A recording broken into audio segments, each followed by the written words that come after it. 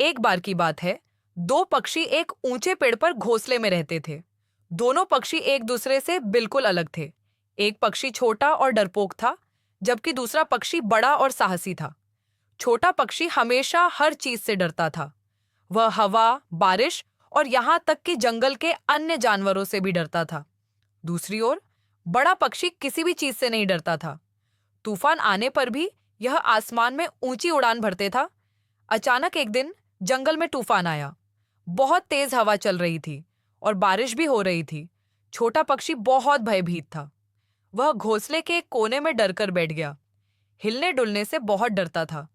दूसरी ओर बड़ा पक्षी डरा नहीं था। वह घोंसले से बाहर उड़ गया और तूफान में चला गया। बड़ा पक्षी हवा पर सवार होकर आकाश में ऊंचा उड़ गया। यह बहुत ही खुश था। बड़े पक्षी ने कभी इतना स्वतंत्र महसूस नहीं किया था। थोड़ी देर बाद तूफान थम गया।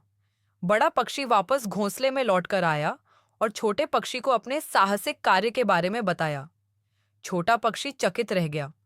उसने कभी सोचा भी नहीं था कि तूफान में उड़ना इतना मजेदार हो सकता है। छोटे पक्षी ने बड़े पक्षी से उसे तूफान में उड़ना सिखाने को कहा। बड़ा पक्षी सहमत हो गया और दोनों पक्षियों ने एक साथ तूफान में उड़ने का अभ्यास किया। आखिरकार छोटी चिड़िया के अंदर जो डर था, वो साहस में बदल गया। तूफान आने पर भी यह आसमान में ऊंची उड़ान भर सकता था। छोटा पक्षी तूफान में उड़ना सिखाने के लिए बड़े पक्षी का बहुत आभारी था। दोनों पक्षी एक साथ घोंसले में रहते रहे। वे अभी भी बहुत अलग थे, लेकिन वे सबसे अच्छे दोस्त भी थे। उन्होंने सीखा कि अलग होना ठीक है और हम सभी एक दूसरे से सीख सकते हैं। कहानी का सीख यह है कि अलग होना ठीक है। हम सभी को इस बात पर गर्व होना चाहिए कि हम कौन हैं और हमें दूसरों में अंतर की सराहना करना सीखना चाहिए।